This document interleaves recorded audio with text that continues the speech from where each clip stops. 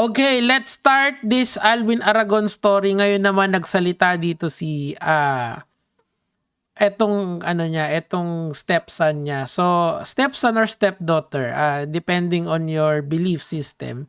Pero ako kasi I tend to be more liberal dito sa mga ganito. So, I suppose ang tawag ko sa kanya under that paradigm ay siya ay isang stepdaughter. Okay. So, panoorin nyo kay Mama Ogie Diaz to, TLDR nito, according to her ay one time daw pinagbuhatan daw to ng kamay ni Alvin Aragon. Pero yan ay isa sa mga topic na if you have 40 minutes of your time, panoorin nyo to. It's a good interview. But let's focus on the psychology and of course yung kumbaga yung mga moral teachings nito, moral lesson nito. Okay, let's go. Alam mo kasi talagang sinasabi kay Mama is, kilala mo ko na hindi ako gagawa. Kasi, alam mo na i-judge ako. Doon sa isang interview ni Alvin, sinabi niya na ang daming nambabash daw kay IC. Doon pa lang sa anak niya na pinili ang direksyong maging bading. Ang dami ng bash kasi hindi daw tinanggap kasi bading. Okay, let's talk first muna bago tayo tumuloy dito. Magkaintindihan muna tayo kung ano yung latest trend sa number 1 sa science and number 2 yung sinasabi nyo. I-acknowledge ko yun. Kasi most of you guys are, pagkakasik ang usapan natin ay ito, binibigyan nyo na ako ng sitas ng Biblia. Please refrain from doing that. Wala tayong maa-achieve dyan. You actually need to make it clear to me why it is wrong to be a homosexual. Okay? Kasi homosexuality occurs. Yan yung kailangan natin pag-agrihan. Whether you like it or not, it occurs everywhere. Even I've already explained sa inyo na miski sa nature nag-occur ang homosexuality. Ngayon, ano ba yung silbi nito sa sangkatauhan? Probably there are some people na ayaw nilang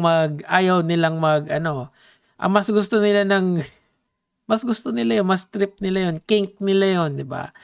Or they just love the same sexual, yung preference nila is like this. Kung yung lalaki, gusto niya kapwa lalaki niya. I don't see what is wrong there. So you have to make an argument why it is objectively wrong. Halimbawa, what is objectively wrong? Yung pagpatay ng tao, that's objectively wrong kasi illegal yon. Dito sa Pilipinas, hindi naman.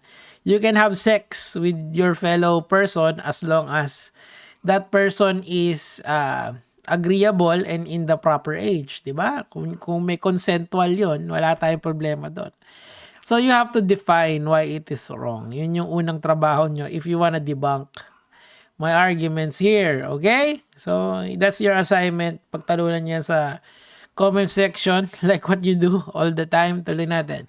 Hindi ka natanggap ni IC kasi nga bading ka. So, totoo naman ano bang sabi sa Bible? God judge homosexuality. Ngayon, doon pa lang tapos na agad yung argumento doon. Kasi nga, there is objectively nothing wrong with that.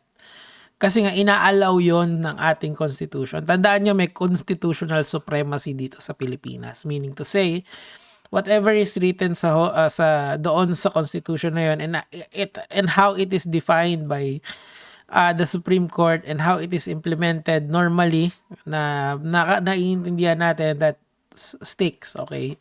Kaya gusto ko lahat ng arguments is talaga kung ang context naman natin ay Pilipinas, nakabase lang doon. Di tayo lalabas sa kahit anong paradigm when it comes especially to things like this. Okay, tuloy.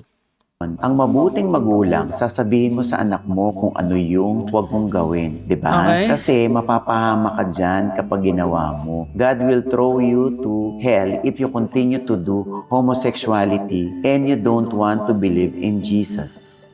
Sabi niya. Okay, grabe naman yung Lord niya. Sobrang brutal. Mo siya ititake Kino-consolidate. pangatiwaranan. Mama Osh, ako I believe talaga na I am only answerable to God alone. Correct. I actually agree with him. You know why? Kasi I did a little bit of research dito and believe it or not, there is actually someone na close kay Jesus Christ and sa faith na na okay siya sa homosexuality. I give you Pope Francis. Ngayon sabi ko sa inyo, between Jesus Christ and Pope Francis, I like these people sa ano nito, sa moral paradigm ng Iglesia ni Cristo ng Catholic ng Christianity. Now, the Pope kasi meron kasi siyang infallibility clause sa internet, sa kanilang paniniwala, meaning to say the Pope cannot be wrong, okay? Kasi infallible siya. So, one of the things na pinring up dito ni Pope Francis, according yan, ginugol ko lang, pwede nyo ring hanapin yan, di ba? That's the best, sabi niya dito, who am I to judge? Early in his papacy 2013, he made headlines with this comment regarding gay priests, signaling a shift toward a more welcoming approach. See?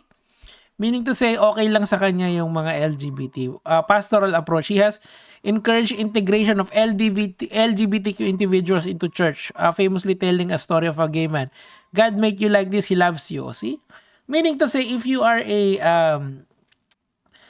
kung yung, nanonood akong HBO Max Meaning to say, mga Lodi Bells ko, pag tinignan nyo sa paradigm ng Christianity ngayon, yung leader ng kanilang simbahan na si Pope Francis, and I will have to invoke the infallibility clause niya ng isang pope. Ibig sabihin nun, okay sa kanya yon. Kasi this is the problem with the Bible, kasi the Bible is outdated sa mga nangyayari sa society natin.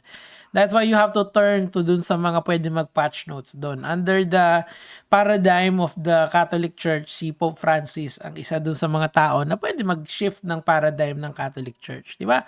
So, why am I bringing this up? Nico David, di ka naman naniniwala dyan. Yes, but I understand things. My intelligence and my faith are two different things. Yung faith ko non-existent, pero yung intelligence ko, it exists. It exists in spades, yo. Anyway, and see the topic now, na ibig sabihin, even if you use the paradigm of Pope Francis, accepted na yung mga kagaya ni Sofia dito. Hindi na natin kailangan pagtalunan pa kung ang isang bading ay pupunta sa impyerno or hindi. According to the Pope, okay lang sila just as long as they live a healthy, normal life. Meaning to say, hindi ka sila nagnanakaw. Thou shall not kill. Thou shall not steal. Thou shall not covet another man if you are a man. Ganun lang siya. Ganun mo lang siya iintindihin. Talay natin. Siya lang ang pwede man-judge sa akin. And if yung mga ibang tao i-judge ako, I wouldn't take it personally. Kasi siya lang ang pwede man-judge sa akin. Correct. And the Word of God doesn't condemn people. Kasi mahal nga tayo ng Diyos. Bakit niya tayo i-condemn? Talagang, Of course, ako I agree with that. You know why? Kasi if God is truly all-knowing, all-powerful, He would understand that gender might be in a spectrum. Who are we to tell na kung sino yung tama or yung mali? Hindi, insist mo yung Sodom and Gomorrah. Pare, wala nang Sodom and Gomorrah ngayon. Nasa Metro Manila ka na ngayon. Hindi na applicable yung story na yun. What is applicable is yung sinabi ni Pope Francis. Diba? Sabi ni Pope Francis, sinabi niya yun, God made you like this and He loves you. So kung ganyan kinrate si Sophia, kung naniniwala kayo sa creation myth, sa creation paradigm, wag myth, baka umiyak kayo dyan sa babae, then go ahead. You're free to believe that. Pero I will tell you, if you want to talk facts, evolution is the way, di ba? Pero on how she lives her life, that's on her own. Buhay niya yan. Di natin yung pwedeng pakialamanan. Tuloy. tatanggapin niya tayo. Tinanggap niya nga tayo ng makasalanan. Na what more pa na naniniwala tayo sa kanya. And I have a personal relationship with God. So bakit parang medyo condescending na yung Correct. naging That's the perfect word for it. Condescending talaga yung tatay niya. Sanctimonious condescending na tao. Yun siya Sanctimonious and condescending. Di ba? Ayun, medyo nakaka-degrade po ng pagkatao na. Grabe naman yung tingin sa amin. Parang, hindi naman kami nagnakaw. Hindi naman kami pumatay ng tao. Ayun. Di ba, wag kang magnakaw, wag kang pumatay. Nagtatrabaho naman kami na maayos. Wala naman kami tinatapakang ibang tao. Masaya naman kami sa ginagawa namin. And meron kami personal na relasyon sa Diyos. At walang ibang pwedeng kumestyan. Ako kung nag-i-imagine ako, so kung magkasama kayo sa bahay, talaga Alam nyo ako, hindi, mamaya ka naman mga OG. Ikaw ang last say, huwag kang mag-alala. Pero ako, sabi ko nga sa inyo, the easiest way that you can accept people with different beliefs, different sexuality than you, is to check if they are doing criminal actions. If they are not doing criminal actions, kunyari, gusto lang nila makipag-date sa kapwa nila, babae or lalaki, di hayaan nyo na. Di naman kayo inaano Kasi, ako rin naging biktima din ako nung asaran ng bading Bading, gaganon ka. Iasaran din kita ng bading, di ba? So, why is it that, kasi if we really wanna have a talk about sexuality rito, we have to be very mature about it, that we have to accept that people can be different. Pero, like I've said, wala pa tayo doon, unfortunately. I can talk for hours about this, pero, kulang pa yan. Alam mo kung sino magandang ka-debate dito? Si Gabe. Sana nga pumayag kasi nung isang araw kasi, nagkaroon kami ng sagutan tungkol dito sa exactly the same issue of acceptance ng homosexuality sa society natin. But I believe we're still a long way there. Most of you guys are going to hate me, are going to dislike this video because I have a very different stance relative to you. But it is what it is. Iba-iba tayo talaga. We play to a different tune. Lahat tayo iba-iba. But sana lang dumating yung time na we are mas maging tolerable tayo sa ibang tao. Tolerance is always the key. Mama Oji, finish us up.